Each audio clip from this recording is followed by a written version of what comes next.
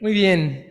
Vamos a comenzar una nueva serie. Estamos muy emocionados porque el Señor es bueno, ha sido fiel y siempre es emocionante comenzar una nueva serie. Este intro que les acabo de mostrar es el de la serie anterior. Va un poco desfasado, pero el tema es conectar los temas que estamos viendo y hoy voy a hablar de ello un poco para podernos introducir. Y en lo que están recibiendo su hojita, les pido que no la vean, ahorita vamos a estarla viendo. Del lado de los dibujos principalmente es donde vamos a empezar a verla para apoyarnos.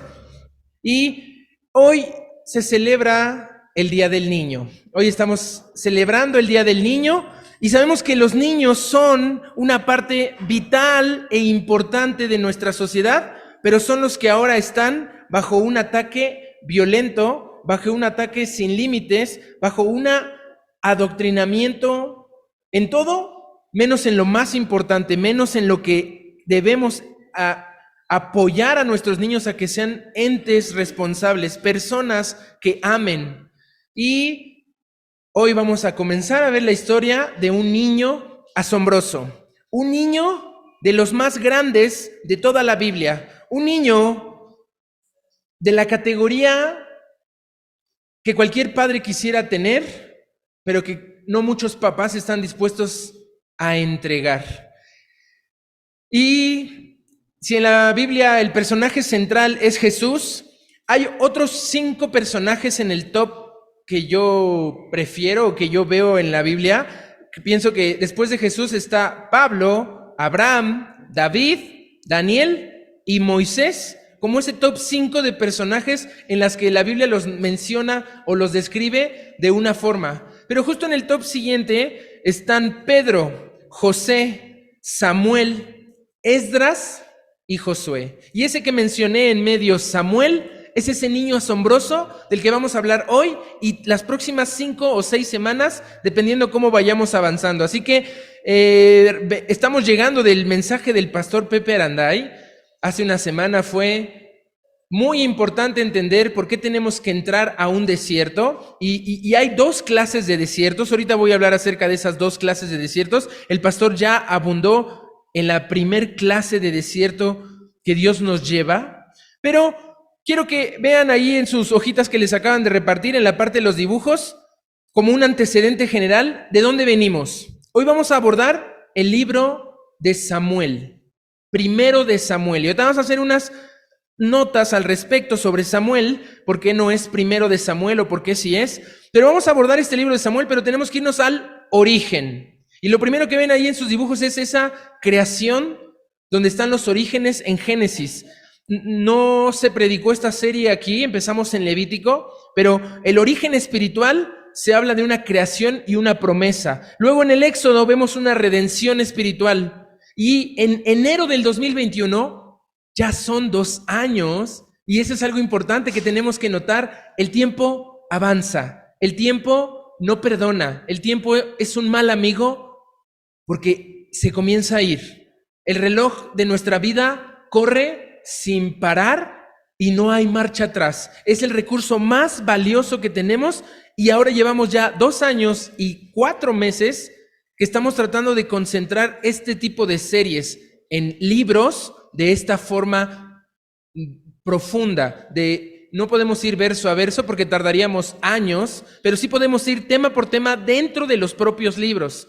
Y después de enero, en ese mismo año, en abril, vimos números. En Levítico estuvimos viendo el reinicio espiritual y en abril vimos números como un viaje espiritual y hablamos de nuestras actitudes. Yo elijo mis actitudes. Para agosto de ese mismo año estuvimos viendo Deuteronomio con equilibrio espiritual. Y en enero del 2022 estuvimos hablando de la conquista espiritual con Josué. Hablamos de unas palabras que ahorita les voy a mencionar y nuestro antecedente más inmediato es agosto de 2022 con una serie que marca un antes y un después. Cada serie marca un ciclo en nuestras vidas, pero cuando comenzamos a hablar de derrota espiritual, al nivel y al grado de la derrota espiritual que sufrió el pueblo de Israel, es algo que no podemos pasar por alto. Es algo que tenemos que tener claro porque podemos estar repitiendo patrones de derrota en nuestras vidas.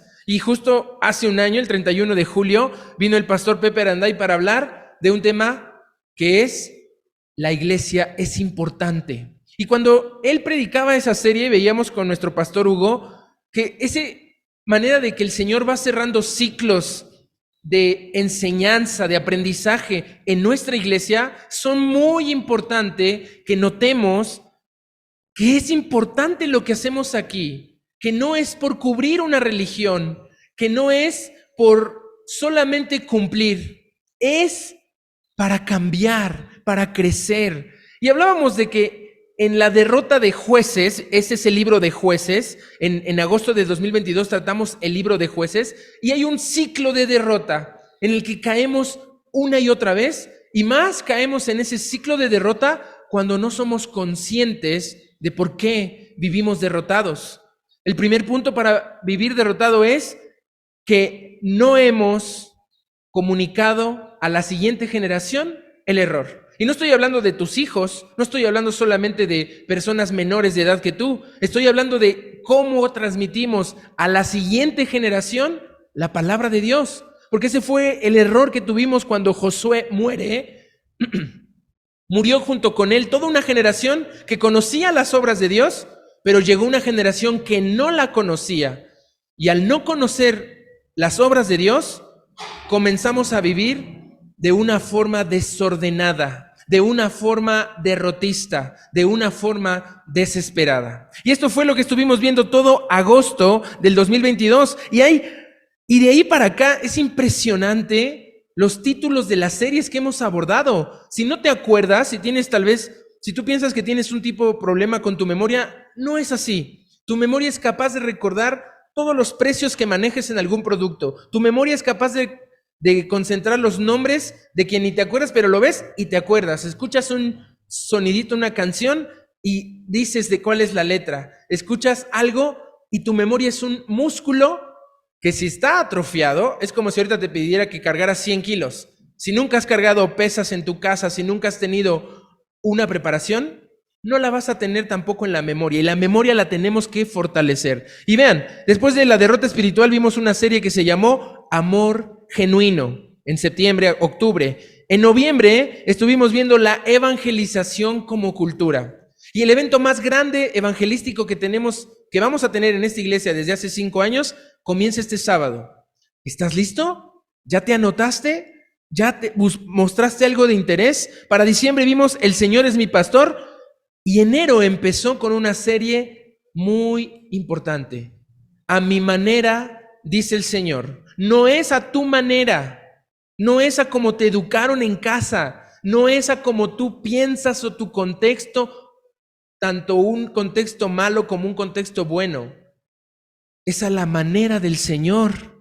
Y justo ahí, en ese momento era cuando íbamos a predicar la serie que traemos hoy, que se llama, ahorita les voy a decir cómo se llama la serie, pero el pastor vio la necesidad de hablar del significado de ser un discípulo. No solo un creyente, porque hace 8 días el pastor Pepe Aranday vino a reforzar esa idea. Basta de ser espectadores, basta de estar cómodos sentados en ese mismo lugar metafórico donde siempre te encuentras, donde siempre tropiezas, donde no podemos salir a veces. El significado de ser un discípulo es crecer. Y tuvimos la serie de nuestro hermano Paul, que habló del carácter del obrero de Cristo, y un carácter de un obrero tiene características, tiene objetivos, tiene formas, tiene responsabilidades. Y por fin llegamos a la Semana Santa. Palabras desde la cruz. Y este video decía, vamos a escuchar esas palabras desde la cruz. Esos 360 minutos que sufrió Jesús en la cruz, un humano de carne y hueso que dolía, que sangraba, que sudaba. Estuvo 6 horas en esa cruz por ti y por mí. Y tenemos que valorar eso, tenemos que ser recíprocos. No solo hay palabras desde la cruz, sino hay palabras después de la cruz, y hablamos de las palabras por la cruz. Y estamos llegando a un punto clímax en nuestras vidas. Ya no podemos seguir hablando de lo mismo porque se van a cansar. Hermanos, nos vamos a cansar, no nos vamos a cansar de predicar. La palabra de Dios siempre es una y siempre es la misma, es inmutable y nunca cambia. Pero cómo se las narramos, cómo se las platicamos, cómo se las cantamos, es la forma en la que estamos pensando al traer este tipo de series. Y saben, el pastor Pepe se adelantaba un poco con la cita que trataba. Él habló de Primera de Reyes, capítulo 17, con el profeta Elías. Y Elías fue más una necesidad que un gusto. Elías tuvo que sufrir un desierto de crecimiento por una necesidad de un pueblo que se había alejado completamente de su Dios. Y lo vamos a ver más adelante. Entonces, vamos a ver muchas series. Tenemos material para hasta el 2028, así como Marvel prepara sus series hacia adelante. No vamos a parar con estas series por lo menos hasta 2028 y vamos a llegar apenas aproximadamente con Salomón, con David. Y es impresionante lo que tenemos que avanzar. Y saben, estos libros los olvidamos. Tenemos claro de qué trata Génesis, tenemos claro de qué trata Éxodo, pero cuando llegamos a Levítico, Números y hasta Deuteronomio, comenzamos a perder el hilo, comenzamos a perder la secuencia de qué nos está diciendo la palabra de Dios. Y hace 8 días quedó claro que no podemos apapachar a nuestra carne.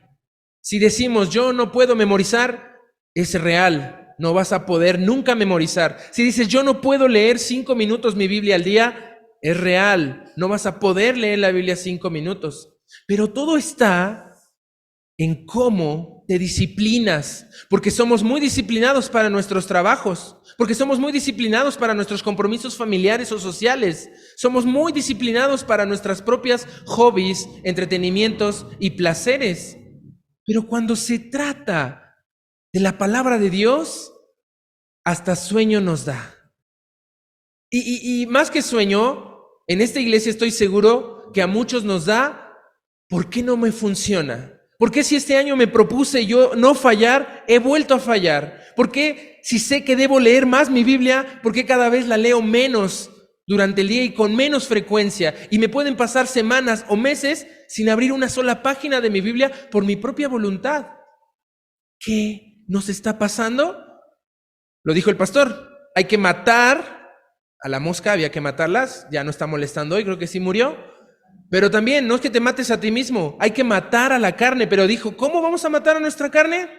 La vas a matar de hambre. Vas a dejar de alimentarla con Netflix, vas a dejar de alimentarla con Facebook, vas a dejar de alimentarla con malas amistades y relaciones que no llevan a buenas costumbres, que al contrario te invitan y te incitan a caer en eso que dijiste nunca voy a caer.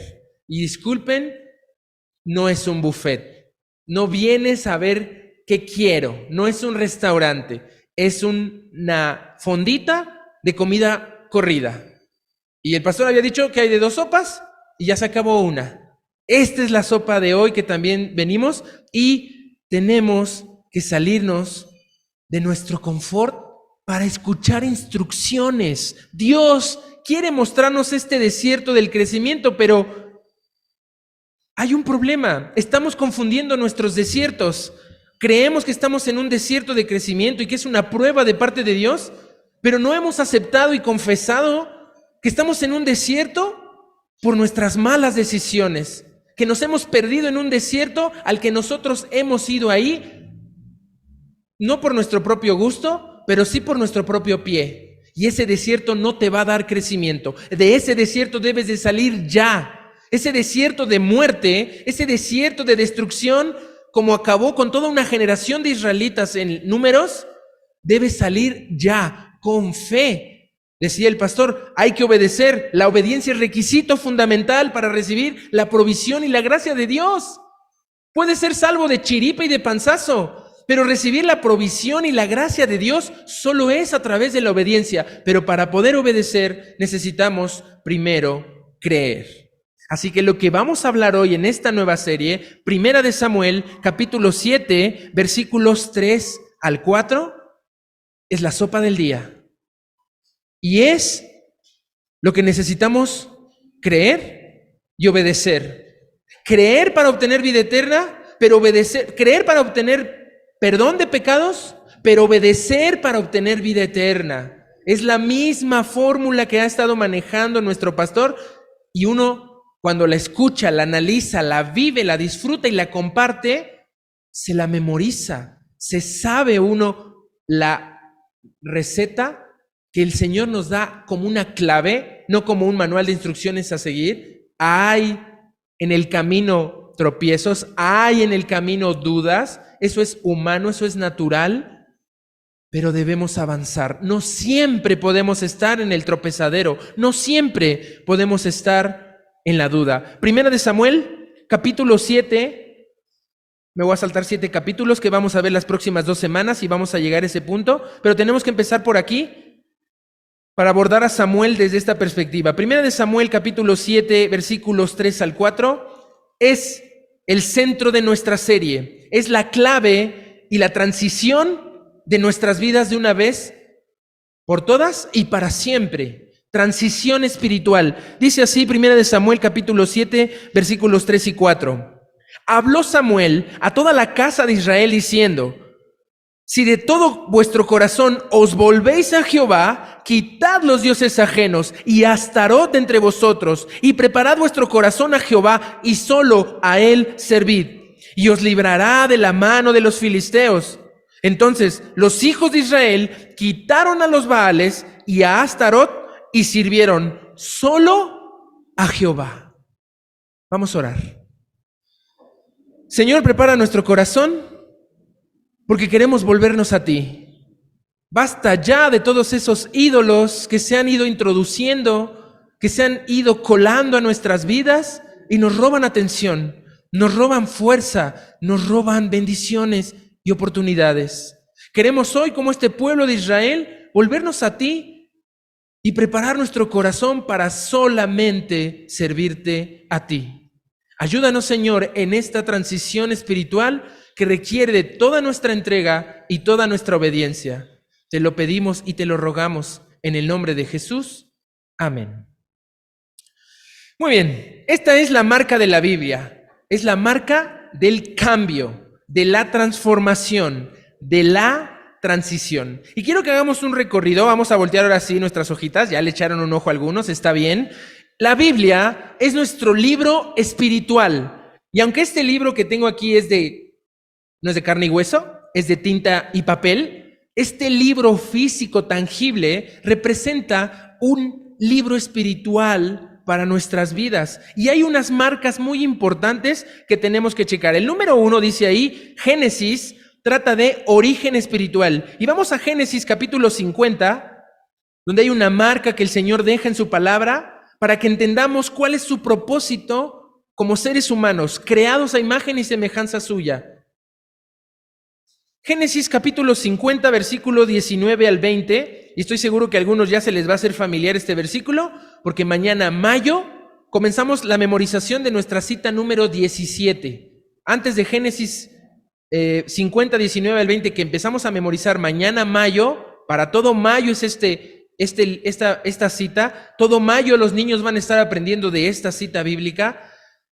Hemos estado memorizando 17 versículos de 24. Este año acabamos por fin 24 citas indispensables, imperdibles e imprescindibles para tu desarrollo espiritual.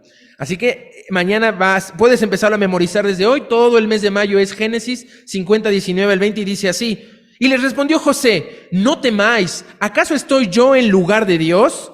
Vosotros pensasteis mal contra mí, mas Dios lo encaminó a bien para hacer lo que vemos hoy, para mantener en vida a mucho pueblo.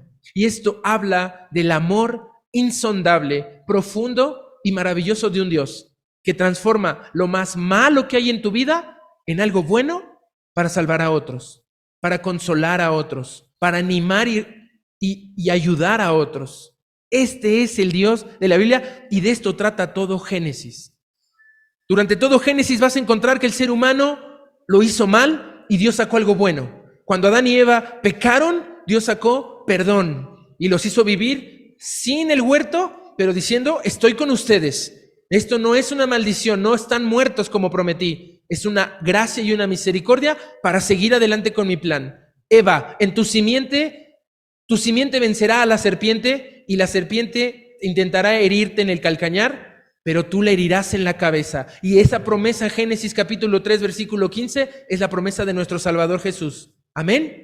Allá hay una marca. Y ese mal tan grande que hicieron Adán y Eva se convirtió en un bien para nosotros. El mal que cometió Abraham, el mal que cometió Noé, el mal que cometió Jacob, Isaac, José, y que hicieron con José. José aquí le reclama a sus hermanos, oigan, no teman. Había muerto el padre Jacob de las 12 tribus, y los hermanos dicen, no, ahora sí, se va a vengar de nosotros. Y muchos aquí andan temiendo que no se muera la cabeza del hogar. Porque ¿qué va a pasar con ese terreno? ¿Qué va a pasar con esos papeles? ¿Qué va a pasar? Y dice la palabra de Dios, no temáis. ¿Acaso está cualquier persona a la que le temes, a la que te preocupa, en lugar de Dios? Que aunque ellos piensen mal contra ti, Dios lo va a encaminar a bien. Y esa debe ser nuestra marca y nuestra confianza en todo el Génesis y en toda la palabra de Dios. Y para mantener a mucho pueblo en vida. Vamos a adelantarnos a una marca en Éxodo, capítulo 19. Ve la secuencia. Y aquí en Génesis hablamos en tu hoja de origen espiritual, creación y promesa. Tú tienes una doble responsabilidad con Dios, simple y sencillamente por ser una criatura de Él. Si tú crees que solamente eres un producto del azar y de miles de millones de años y que lograste evolucionar en la cadena alimenticia, está bien. Eso es lo que tú crees, estamos bien. Tienes que vivir de acuerdo a eso. Pero si tú crees que eres creación de Dios, hecho a imagen y a semejanza de Él, tienes una responsabilidad y un papel. Pero no solo eres creación y tienes no es una deuda con Dios, es un deber, es una responsabilidad como criatura, sino que también tienes una promesa. A Abraham se le dieron promesas, a Jacob se le dieron promesas. Las promesas que están en la palabra de Dios deben de ser nuestras y debemos apropiárnoslas. Pero cuando llegamos a Éxodo, en el número 2, dice redención espiritual. Y entiende una cosa, la redención, la salvación, el rescate de tu alma es muy lindo, es algo hermoso para nosotros, pero es algo terrible para los que nos oprimían, para los que nos juzgaban, para los que nos perseguían y acosaban. Cuando la redención llega al pueblo de Israel, muchos egipcios sufrieron 10 plagas como no se han visto en la tierra, pero que pronto se van a volver a ver en los últimos tiempos.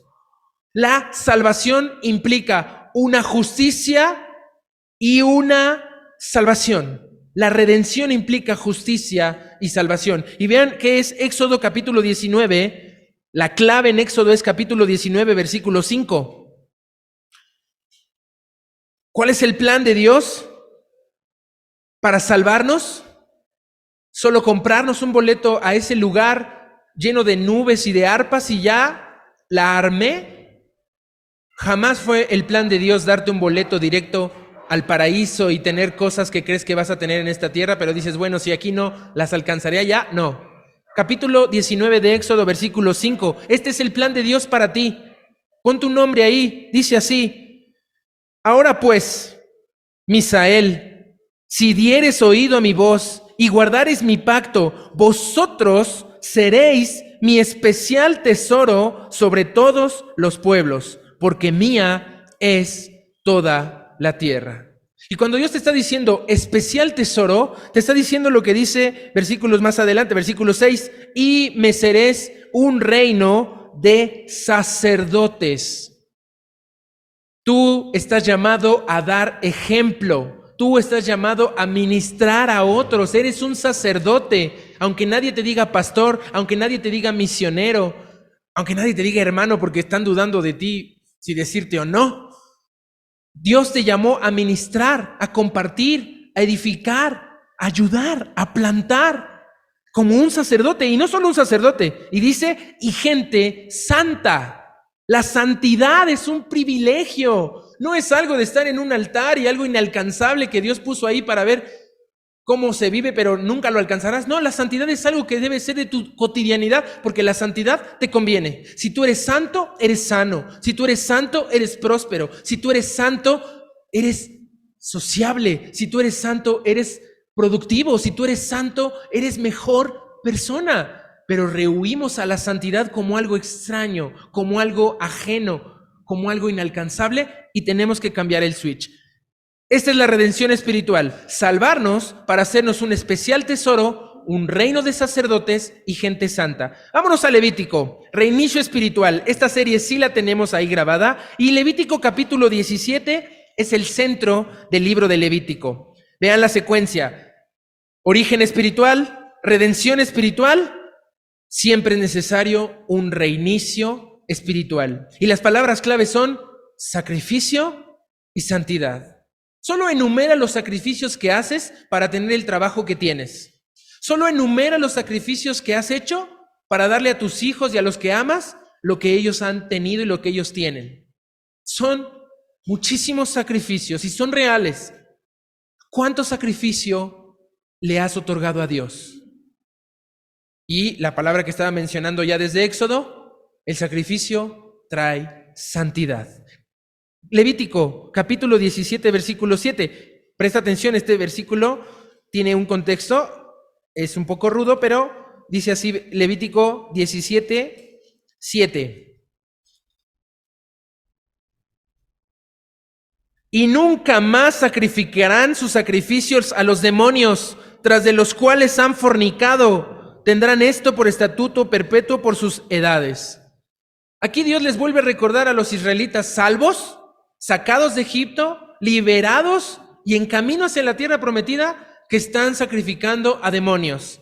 Toda ofrenda que no va dirigida a Dios está siendo sacrificada a una hueste de maldad, a una potestad de las tinieblas. Y el sacrificio a los demonios es real, está aquí documentado en la palabra de Dios para que nunca más lo vuelvas a hacer. Porque con ellos, cuando dice la palabra de Dios que fornicamos, es que somos infieles, somos desleales.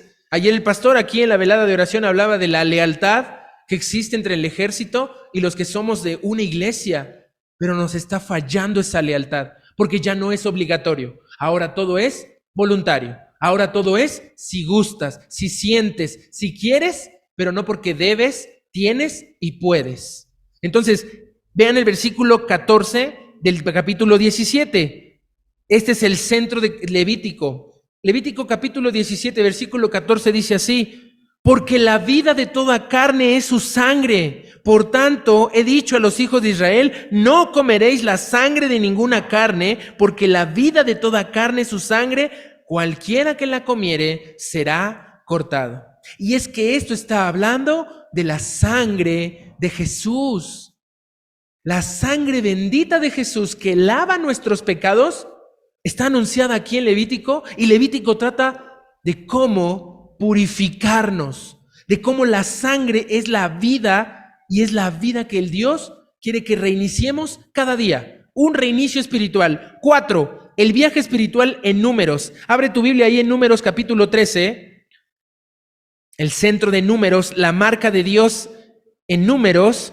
Y esa sangre de Cristo valiosa, junto con todas las otras figuras y formas y sombras que hay en el tabernáculo que hablan de Cristo, Levítico habla de Cristo. Y si has pensado que Levítico es aburrido, es porque no lo has leído. Pero cuando entramos a Números está cerrando lo que empezó en Éxodo capítulo 19. Dios comienza a dar su ley, y la ley de Dios está todo Éxodo 19 hasta el 40, todo Levítico y todo Números desde el 1 hasta el 10. Moisés está dando instrucciones de cómo vivir con santidad, de cómo tener un origen espiritual, de cómo tener una redención espiritual, de cómo vivir un reinicio espiritual, pero también está hablando en los Números de un viaje espiritual. Y para viajar espiritualmente tienes que avanzar. Y si no estás midiendo dónde estabas hace unos años y dónde estás hoy, no puedes saber si estás avanzando. Y el avance nos da cambio.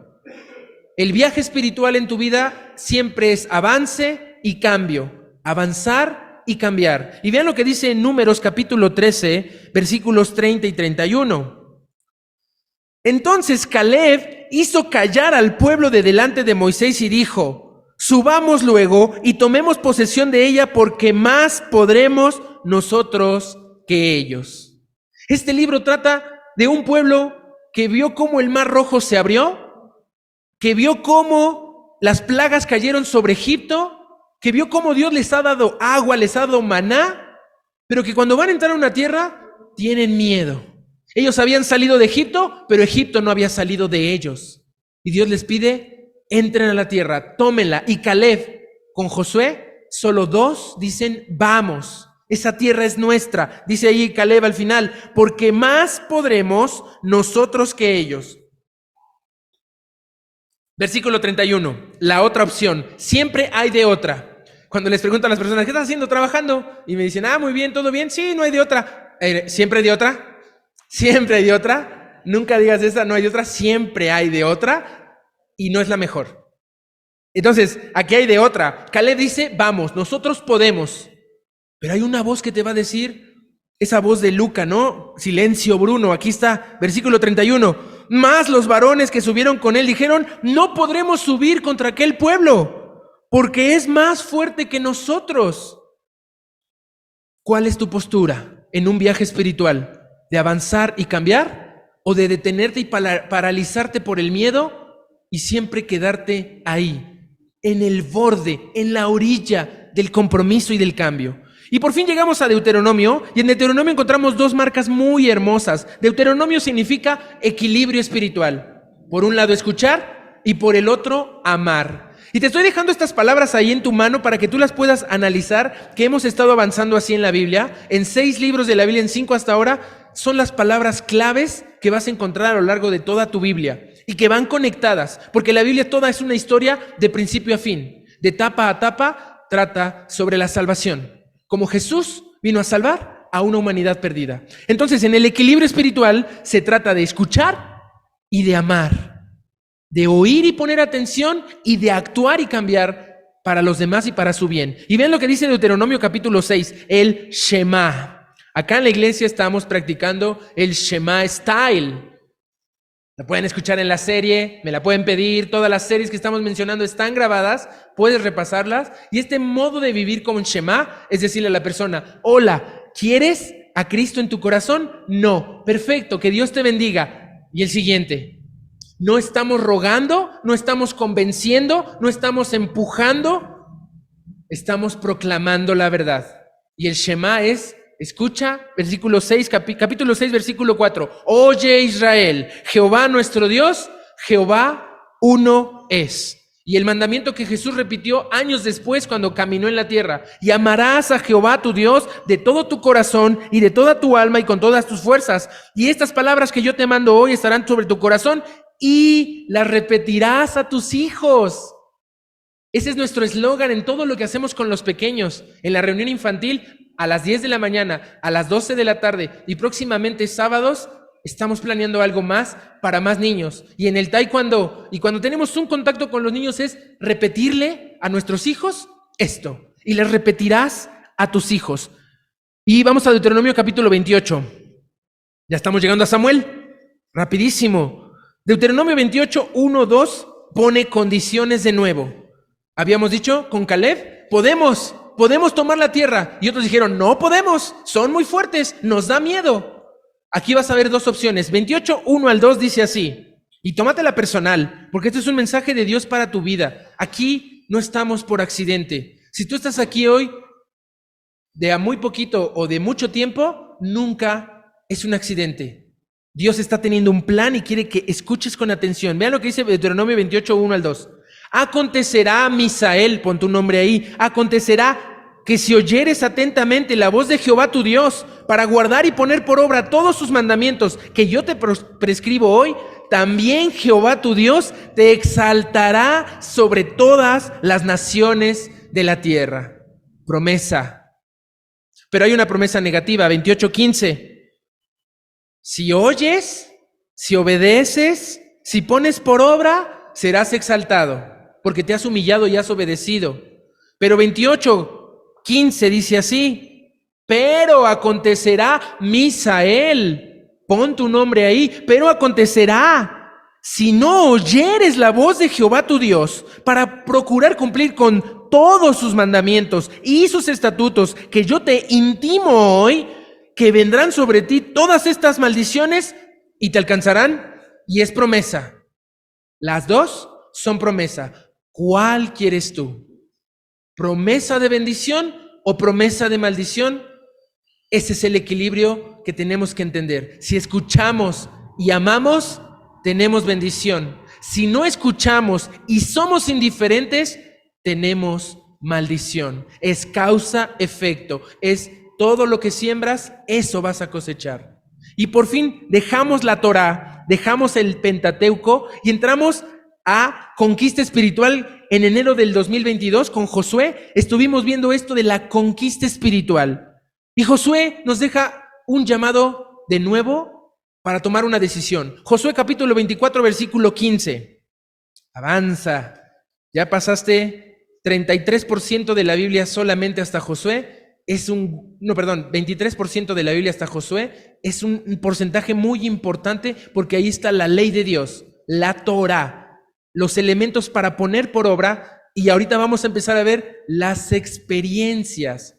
Josué fue una experiencia de conquista espiritual, de autoridad y de responsabilidad. Él tuvo victoria porque escuchó a Jehová. ¿Y qué crees que les propone? Josué le propone al pueblo aquí en el capítulo 24, versículo 15. Ve lo que dice Josué 24, 15. Y si mal os parece servir a Jehová, escogeos hoy a quién sirváis, si a los dioses a quienes sirvieron al otro lado del río, o a los dioses de los amorreos en cuya tierra habitáis. Pero yo y mi casa serviremos a Jehová. Josué ya se define. Les dice, bien lo que ustedes decidan, yo y mi casa serviremos a Jehová. Y esta es una declaración práctica del éxito y la prosperidad que tuvo Josué. Josué empezó en 1:8 de Josué. Nunca se apartará de tu boca este libro de la ley, sino que meditarás de noche y de día en él, para que guardes y hagas conforme a todo lo que está en él escrito. Y entonces harás prosperar tu camino y todo te saldrá bien. Josué ha probado toda su historia que eso funciona y dice, escojo a Jehová, no tengo dudas. ¿Qué van a hacer ustedes?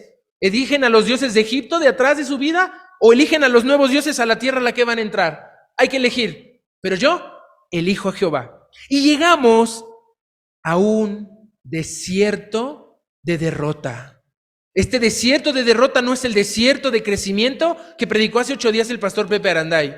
El desierto de la derrota espiritual se encuentra en el libro de Jueces. Avancemos tantito. Jueces capítulo 2, versículos 20 al 22. Una tragedia nacional. Esta fue cuando puse el intro más triste en los videos que había puesto, con esa canción triste, porque esta es una de las historias más tristes de la Biblia. Y ahí nos quedamos. Había una derrota sin límites. Estuvimos viendo las causas de la derrota, pero luego vimos a lo mejorcito de los jueces, que eran impulsivos, asesinos, hipócritas, cobardes. Eso era lo mejor. Pero luego llegaron los malos jueces. Y luego llegaron los peores y nos quedamos con Sansón diciendo, ¿qué pasó aquí? Y al final en tu hojita puedes ver los dibujos que acabó, no lo voy a decir, pero está ahí en tu hojita, en qué acabó el pueblo de Dios, en abusos, en inmundicias, en guerra. Muy perturbador lo que acaba el libro de Jueces, pero fue por la derrota. Y vean qué dice Jueces, capítulo 2, versículo 20. La ira de Jehová se encendió contra Israel y dijo, por cuanto este pueblo traspasa mi pacto que ordené a sus padres y no obedece a mi voz. Trágico, versículo 21. Tampoco yo volveré más a arrojar de delante de ellos a ninguna de las naciones que dejó Josué cuando murió. Este versículo 21 es un antes y un después de la Biblia.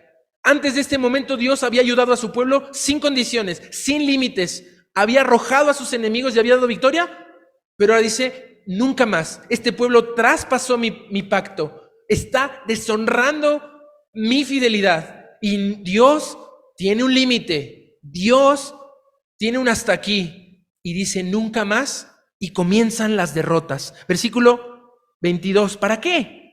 Hay un para qué importantísimo. ¿Para qué esto? Para probar a Israel si van a procurar o no seguir el camino de Jehová andando en él como lo siguieron sus padres. Y aquí llegamos. Ruth fue un mensaje, lo unimos a Jueces. Ruth vivió dentro de la época de Jueces y es algo hermoso porque en Ruth encontramos un pariente redentor que hace la obra por nosotros y nos rescata. Puedes escuchar ese fin de serie y llegamos. Avanza Ruth y abre tu Biblia ahí en Primera de Samuel.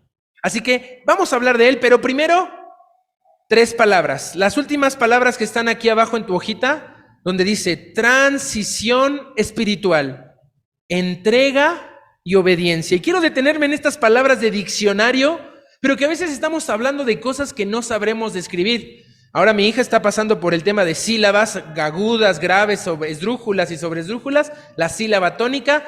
Y cuando hicimos un experimento social y le preguntaron a los tíos, a la abuelita, a los hermanos, ¿qué es una sílaba? Y todo el mundo se avienta, intenta descifrar la sílaba. Y ya mi hija se aprendió la definición de sílaba.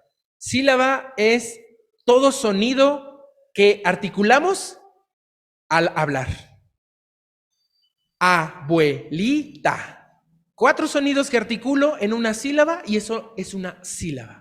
Necesitamos entender los conceptos y vamos a ir con el primer concepto que encontramos en 1 de Samuel capítulo 7 versículo 3. ¿Sí notaron las palabras transición en 1 de Samuel capítulo 7, 3?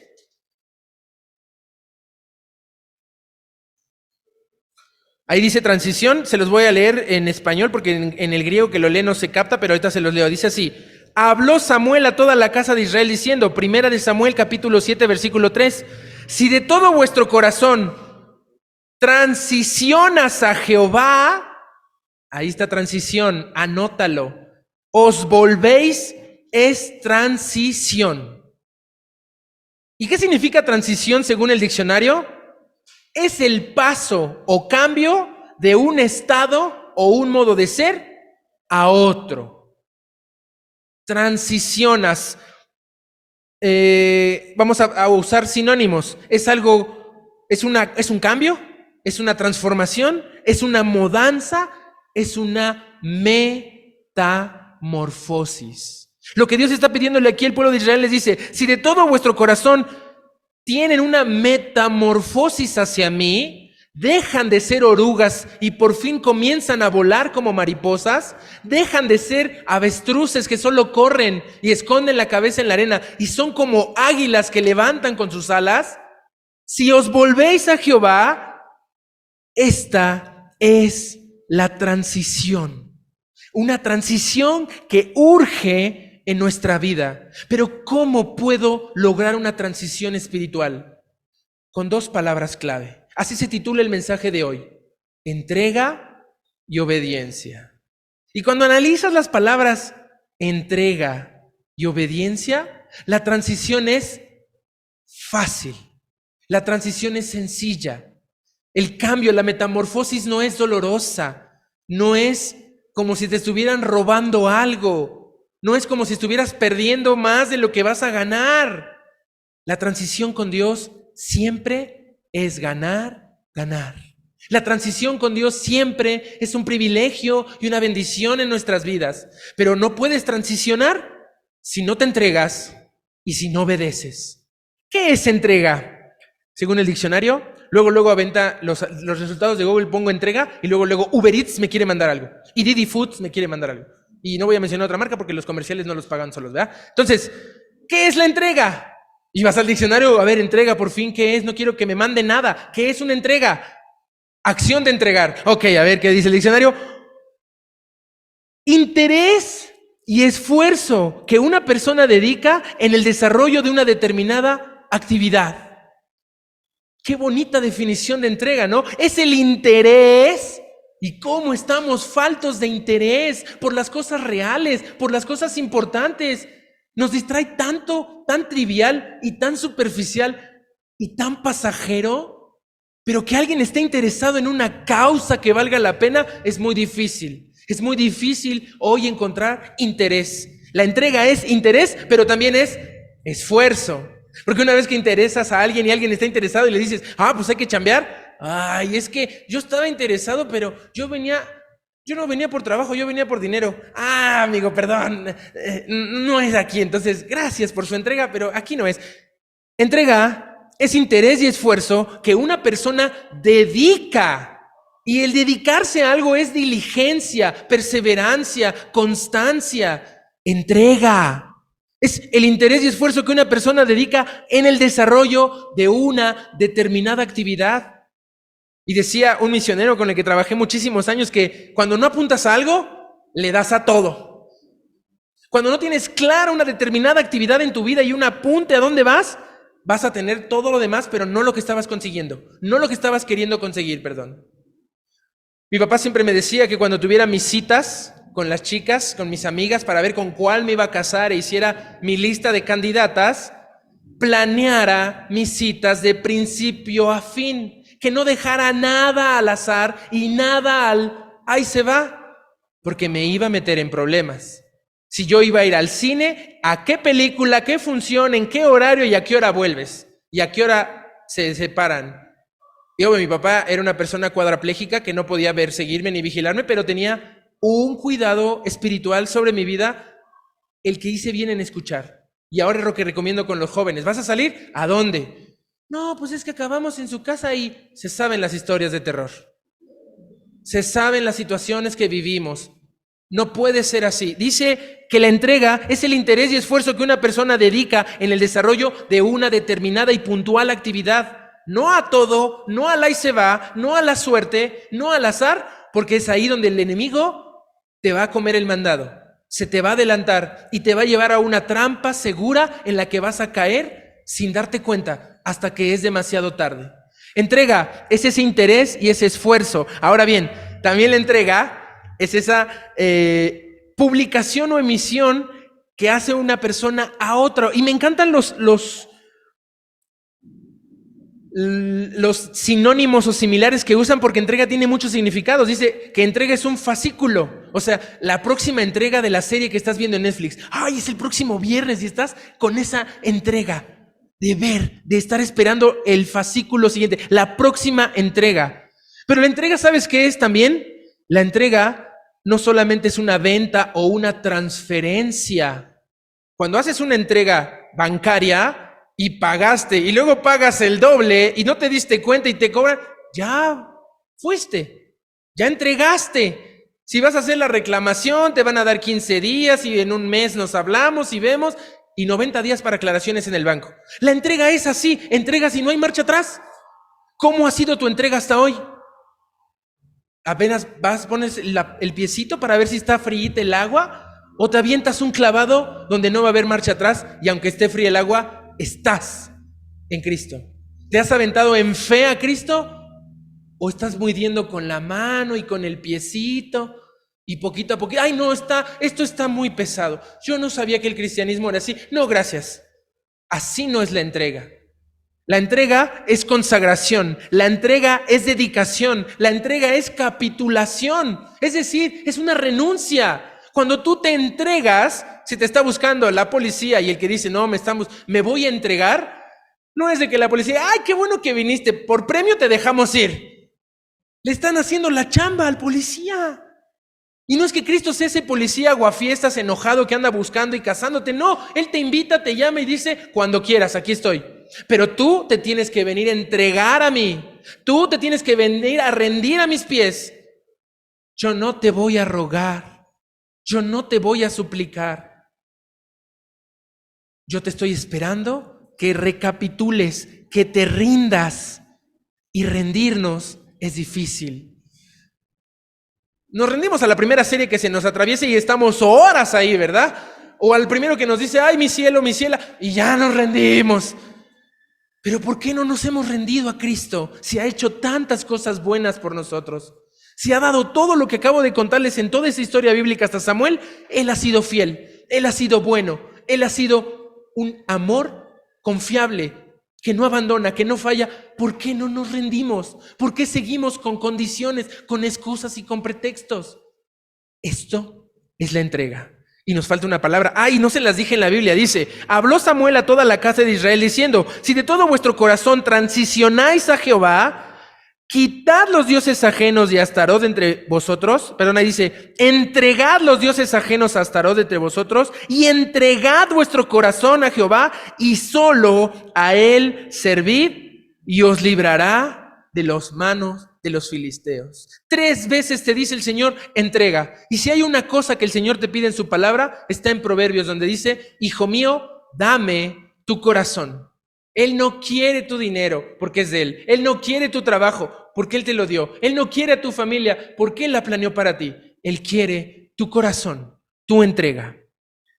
Nos falta una tercera palabra. ¿Cuál es? Transición, entrega, obediencia. ¿Qué es obediencia? Uy, aquí ya cualquier niño dice, otra vez, ¿qué es eso de obedecer? Si ya somos libres, yo tengo pensamiento y criterio propio. ¿Saben? Hoy en la mañana hice un ejercicio con los niños y me sorprendió que les faltan ideas. Me tardé media hora en ver si alguien me daba una idea de las chiquitas que tenía. No tenían la idea, estaban esperando a que les digamos qué hacer. También me gusta esa humildad de los pequeños, pero no tenían una idea. Se les decía, vámonos al parque. Y se quedaban, no, nuestros papás nos esperan. Es una idea, pero es una mala. Una idea. Y no me daban ideas. Entonces, luego no tenemos ideas. Y cuando hablamos de obediencia, estamos peleados, pero sí queremos que nos obedezcan, pero no queremos obedecer. Sí queremos mandar, pero no que nos manden. Nos encanta estar en un nivel o un punto de autoridad, pero no nos gusta estar bajo sujeción. Nos cuesta trabajo. ¿Qué es la obediencia según el diccionario? Es la acción de acatar la voluntad de la persona que manda. Ups. Ahí es cuando ponemos peros. ¿Cómo que la voluntad de otro? Si yo tengo voluntad propia, si yo tengo libertad, si yo tengo cerebro, ¿cómo voy a andar obedeciendo ciegamente a lo que me manda otro? Obediencia es la acción de acatar la voluntad de la persona que manda o de lo que establece una norma o lo que ordena la ley. Esta definición también podría ser lo que ordena la realidad. La realidad es presente, tangible. No es como me siento, no es como lo pienso, no es como lo creo. La realidad es así. Cuando llegas al partido de básquetbol y quieres jugar y dices, oigan, sería mejor que tuviéramos una pelota cuadrada. Porque eso de jugar con la redonda ya es muy anticuado y además esos aros no deberían estar tan altos, deberían estar a ras de suelo para no esforzarnos tanto. A ver, el básquetbol no es así. ¿Por qué vienen ahora a cambiarnos las reglas familiares, humanas, sexuales y privadas de cada persona? La realidad es así y tenemos que acatarnos a la realidad, acatarnos a la norma, acatarnos a la voluntad de Dios. Pero también la obediencia no solamente es seguir órdenes, la obediencia es una cualidad. ¿Quién quiere hijos desobedientes? Sí, los que no tienen hijos levantaron la mano, ¿verdad? No, no es cierto, uno sí levantó la mano por ahí, pero nadie quiere hijos desobedientes porque es un martirio, es un suplicio, porque estamos en la calle y mi hija no obedece, se cruza la calle, me suelta la mano, de mínimo un carro y ya, ahí acabó el problema. Pero si no es un carro, es un secuestrador. Y si es un vendedor de trata de blancas y la mete en un comercio, en un sistema asiático o africano o europeo de explotación, ¿cómo vivirías? ¿Verdad que la obediencia toma importancia en ese sentido? La obediencia es una protección, pero ¿saben qué es? Es una cualidad de carácter. Si tú eres obediente, eres preferible para cualquier jefe. Aguas con los esclavizantes, para cualquier institución. Obvio, parece que estamos defendiéndonos de la obediencia porque dicen, no van a abusar de mí. Si obedezco a la primera, todas voy a tener que obedecer. Pero es así, con la autoridad. Cuando tú seas tu autoridad, vas a querer eso. La obediencia es una cualidad de una persona que obedece, que escucha, que ama. Y los símiles o los sinónimos es la sujeción, el sometimiento, el acatamiento, la sumisión y la docilidad. Ser dóciles. ¿Y saben qué difícil es decir dócil sin andar pensando en que la sociedad entera está en contra de eso? Que no seas dócil, que seas valiente, salvaje, no te sometas, no te dejes de nadie. Es un discurso contrario a la obediencia. No lo leí en la Biblia. Versículo 4 del 1 Samuel capítulo 7, versículo 4. Entonces los hijos de Israel quitaron a los Baales. Es decir, entonces los hijos de Israel obedecieron y sirvieron solo a Jehová. Quitar y servir son acciones prácticas que hizo el pueblo de Dios en este momento. Y me tengo que ir rápido porque estas palabras están ahí en Samuel 7, 3 al 4. Y antes de ver la historia de este niño Samuel que les estoy prometiendo desde el principio, este niño Samuel es impresionante porque ni siquiera había nacido. Es más, ni siquiera lo habían concebido y ya estaban hablando de él. Una mamá orando, una mamá que quería un bebé. Una historia impresionante con Ana. Ana significa gracia. Y por el llanto y el ruego por tener un bebé, la confundieron por una borracha. Ya se saben esa historia, la vamos a ver. Pero antes de que vayamos y entremos a la historia de este bebé, este prebebé, como un niño con una gran transición. Este niño transicionó de su casa a la casa de Dios. ¿Qué papá no desea que nuestros hijos que están en casa transicionen a la casa de Dios y permanezcan? No que cualquier universidad los acabe por alejar, no que cualquier noviecito o noviecita nos los acabe destruyendo, no que cualquier vicio o adicción los arruine por completo. Qué transición tan deseable para cualquier papá que un niño como Samuel transicionara de la casa de sus padres a la casa de Dios, al servicio activo como conocemos de Samuel. ¡Oh, qué niño entregado a Dios! Ese niño que durmiendo decía Samuel, Samuel, y se paraba. ¿Qué pasó? ¿Yo no te hablé? Y son historias que las reconocemos y nos son familiares. O este niño obediente a Dios y que se convirtió en un joven obediente a Dios y que se convirtió en un adulto obediente a Dios y se convirtió en un anciano obediente a Dios y se convirtió en un fantasma obediente a Dios. Es el último fantasma descrito en la Biblia y lo vamos a ver más adelante. Este Samuel fue un niño, un joven, un adulto, un anciano y un fantasma obediente a Dios. ¿Te imaginas que hasta de fantasma seas obediente a Dios? ¡Qué bendición! Ok, pero antes de entrar con el niño, quiero ver unos detalles técnicos con Samuel. Primera y segunda de Samuel no son primera y segunda de Samuel. Primera y segunda de Samuel es un libro.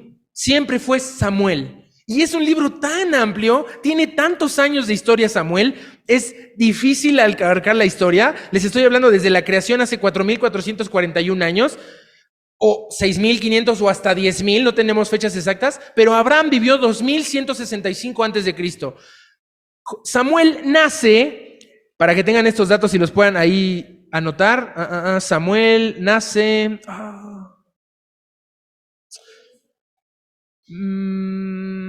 1085. 1080 nace Saúl, pero estamos hablando de 1000 años antes de Cristo.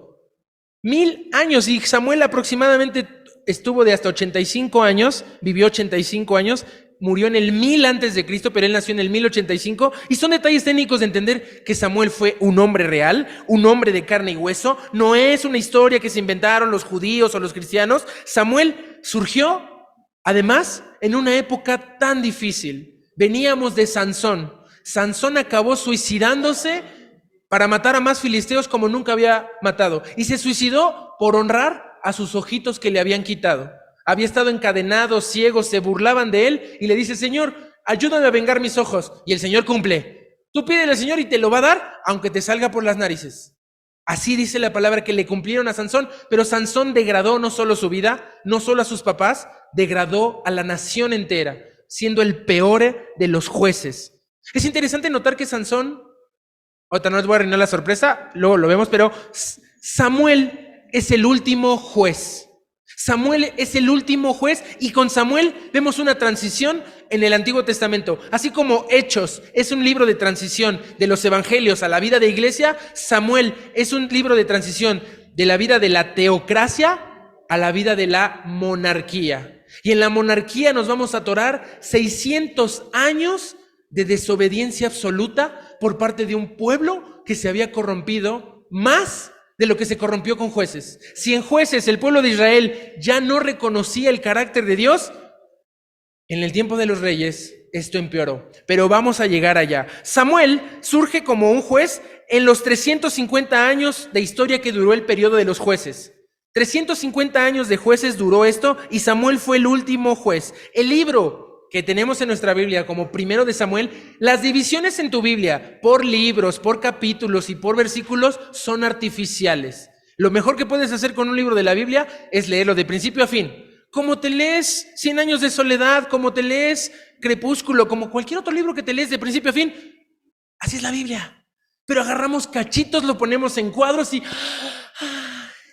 y el anterior y el después. Hoy vamos a poner una nueva regla con los maestros de escuela dominical, porque tienen que leer 2 capítulos antes de la Biblia de un versículo que enseñan al niño y 2 capítulos después.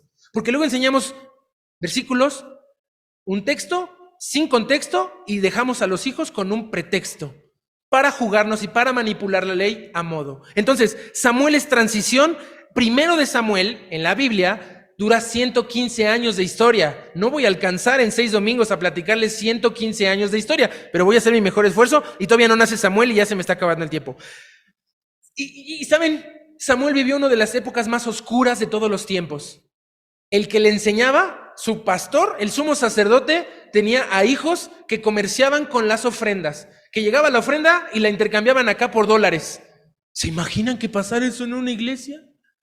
Que llegaba la hermanita y ya no era hermanita, era esposita. Y ay, esta esposita ya no me gustó y la otra hermanita también era mi esposita. Y los hijos del pastor de ese lugar era el maestro de Samuel.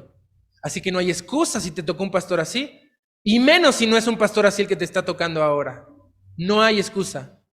Tú tienes una responsabilidad y una transición espiritual que hacer, y es a través de la entrega y a través de la obediencia. Estos son los detalles técnicos de Samuel que quiero hablar, y vamos a ver en Samuel, otra vez vamos a hacer un viaje bíblico. Vamos a Primera de Crónicas, por favor. Ya nada más, me quedan 3 horas más de tiempo, entonces ya para acabar la primera y ya salimos de esto. Primera de Crónicas. La importancia de Samuel en la Biblia es impresionante, es uno de los top. Primera de Crónicas, capítulo 9. Y vean, Crónicas, que aunque está ahí atrasito después de primero y segundo de Samuel, primero y segundo de Reyes, primero y segundo de Crónicas se escribió 500 años después de que vivió Samuel. Pero es impresionante que este libro escrito por Esdras reconoce a Samuel de manera muy especial. Capítulo 9 de Primera de Crónicas, 9:22. Vean lo que dice. Me voy a ir un poco más rápido de lo que he ido hasta ahora, así que ténganme paciencia. Dice 9:22 de Primera de Crónicas. Todos estos, escogidos para guardas en las puertas, eran 212 cuando fueron contados por el orden de sus linajes en sus villas, a los cuales constituyó en su oficio David y Samuel el vidente. Samuel había dejado un legado de 500 años después, en la congregación que continuó 500 años después. ¿Se imaginan siervo fiel 500 años después? Que lo que Daniel, que lo que Caleb, que lo que Saúl, que lo que Magdiel, que lo que Mica, que lo que Josué obedecieron, dure 500 años. ¿No sería de bendición? Vean lo que dice Crónicas 11:3, adelantito, 2 capítulos, 11:3. Y vinieron todos los ancianos de Israel al rey en Hebrón, el rey David, y David hizo con ellos pacto delante de Jehová, y ungieron a David por rey sobre Israel, conforme a la palabra de Jehová, por medio de Samuel. Ya había pasado la tormenta de Saúl. Saúl el rey, Saúl el primer rey, fue una traición. Próxima serie, agosto 2023. Es profecía, a ver si se cumple, pero vamos a ver de Saúl después. Hoy vamos a dedicarnos a solo Samuel en esta serie. Samuel es mencionado cuando se pone al rey David casi 150 años después. Primera de Crónicas, capítulo 26, hasta el final de Crónicas. Vean la otra mención sobre Samuel muy importante, 26-28. Y esto es importante porque Samuel escribió libros y nos dejó su enseñanza por escrito. Y esto es un privilegio muy, muy importante en la Biblia. Primera de Crónicas, capítulo 26-28 dice así: asimismo, todas las cosas que había consagrado el vidente Samuel, y Saúl el rey hijo de Cis, Abner hijo de Ner, y Joab hijo de Sarvia, y todo lo que cualquiera consagraba estaba a cargo de Selomit y de sus hermanos. Samuel era un hombre de influencia. Y por último, Primera de Crónicas 29-29. Está acabando el libro de Crónicas, y esto es lo que le quería mencionar, y vean lo que dice 29-29. Y los hechos del rey David, primeros y postreros, están escritos en el libro de las crónicas de Samuel Vidente, el libro que vamos a estudiar, en las crónicas del profeta Natán y en las crónicas de Gad Vidente. Samuel fue un hombre importante 500 años después. Avanza a Salmos, capítulo 99. ¿De qué tamaño era Samuel? Salmos 99, 5 al 7. Ya se acabaron los salmos hoy. Salmo 58, felicidades a los que lograron 58 días de lectura diaria de un salmo. Mañana comenzamos con Proverbios para que se preparen y tengan 31 días seguidos de Proverbio. Salmos 99, versículos 5 al 7. Dice así: exaltad a Jehová vuestro Dios y postraos ante el estrado de sus pies, Él es santo. Moisés y Aarón entre sus sacerdotes, y Samuel entre los que invocaron su nombre e invocaban a Jehová, y Él les respondía. Si hay 3 personas que hablaban y le decían Dios, Dios les respondía. Eran Moisés, era Aarón y era Samuel. Impresionante, pero no fue suficiente. 100 años después, Jeremías capítulo 15, versículo 11. Estos son malas noticias. No quisiera leerles Jeremías 15, 1, pero tengo que hacerlo, porque así como hay algo bueno de Samuel, hay algo muy terrible con Samuel.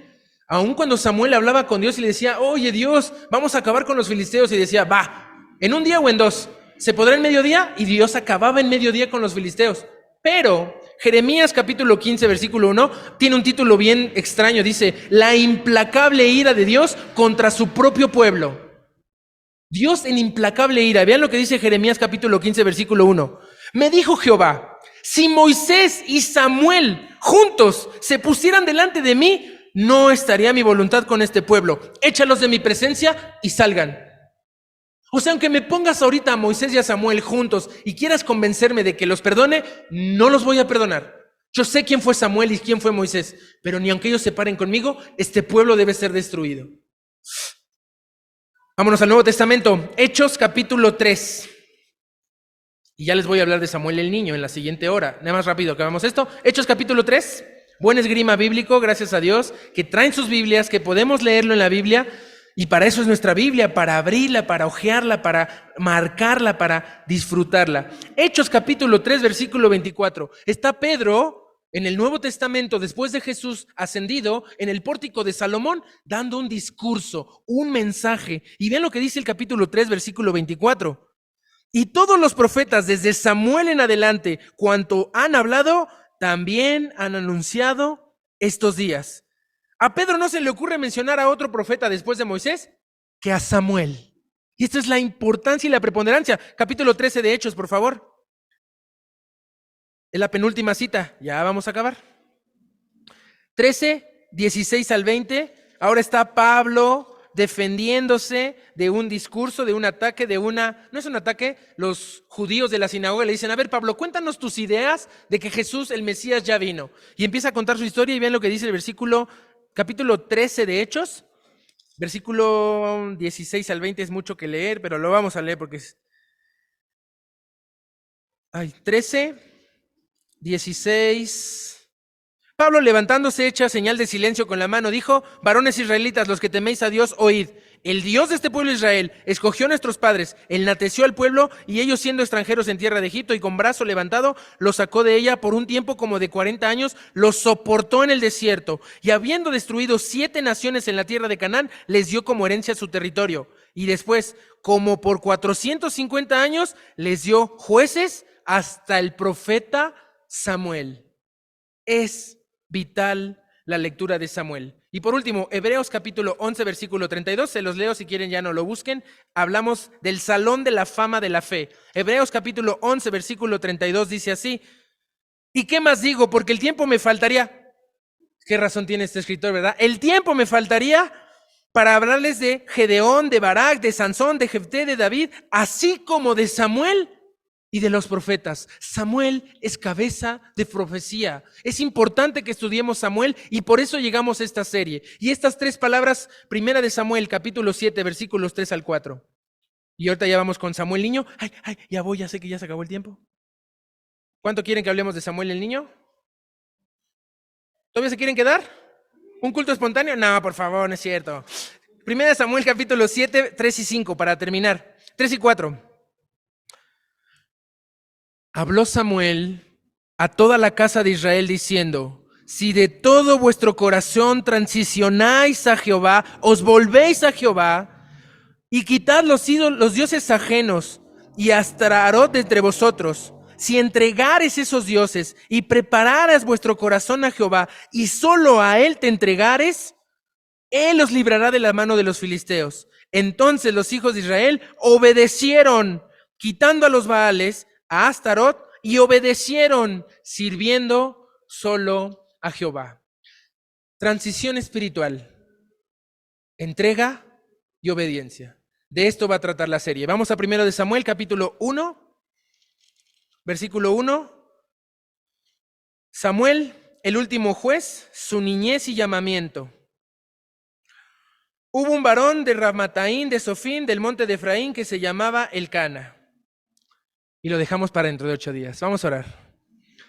Señor, cuántas gracias te damos porque tu palabra es inmensa. Esta hora y 10 minutos no nos pudieron alcanzar para solo ver un asomo y una superficie de este profeta tuyo, de este hombre a tu lado, que le respondías, que le escuchabas, que tú mismo le hablabas y que le diste esta preponderancia en la Biblia.